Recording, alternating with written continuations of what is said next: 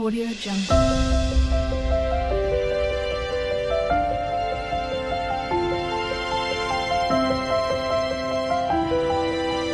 Audio Jungle. Hi ನಮಸ್ತೆ, ಎಲ್ಲರೂ ಹೇಗಿದ್ದೀರಾ? ನಾವು ಮಲಗುವಾಗ ಕನಸುಗಳು ಬೀಳೋದು ಸಾಮಾನ್ಯ. ಆದ್ರೆ ಕೆಲವೊಂದು ಕನಸುಗಳು ನಮ್ಮಲ್ಲಿ ಭಯವನ್ನ ಹುಟ್ಟಿ ಹಾಕುತ್ತೆ.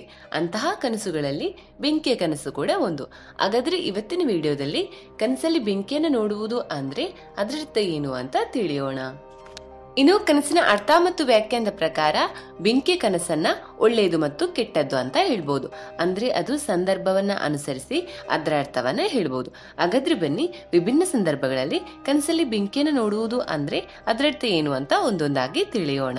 ಮೊದಲನೆಯದಾಗಿ, ನೀವು ಬೆಂಕಿಗೆ ಸಿಕ್ಕಿಕೊಂಡ ಹಾಗೆ ಕನಸು ಕಾಣುವುದು ಅಂದ್ರೆ ಇದನ್ನ ಬಹಳ ಮಂಗಳಕರ ಕನಸು ಅಂತ ಪರಿಗಣಿಸಲಾಗುತ್ತೆ.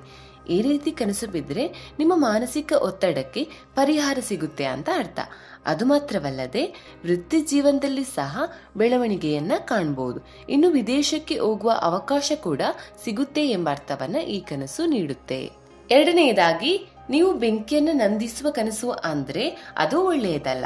ಜೀವನದಲ್ಲಿ ಕೆಟ್ಟ ಘಟನೆಗಳು ನಡೆಯುವ ಸಾಧ್ಯತೆ ಇದೆ ಅಂತ ಅರ್ಥ.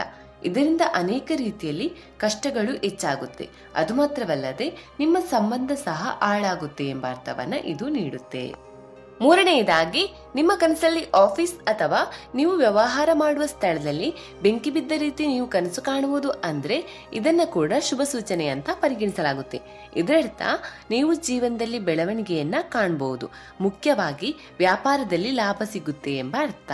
ನಾಲ್ಕನೆಯದಾಗಿ, ಇನ್ನು ಸಾಮಾನ್ಯವಾಗಿ ಕನಸಲ್ಲಿ ಮನೆಗೆ ಬೆಂಕಿ ಬಿದ್ದಂತೆ ಬಂದ್ರೆ ನಮ್ಗೆ ಭಯ ಆಗೋದು ಸಹಜ, ಮಧ್ಯದಲ್ಲಿ ಎಚ್ಚರ ಕೂಡ ಆಗುತ್ತೆ. ಆದ್ರೆ ಇದು ಒಳ್ಳೆಯ ಸೂಚನೆಯಂತೆ, ಅಂದ್ರೆ ಈ ಕನಸನ್ನ ಒಳ್ಳೆಯದು ಅಂತ ಪರಿಗಣಿಸಲಾಗುತ್ತೆ.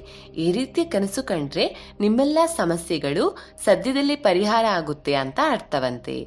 Audio Jungle.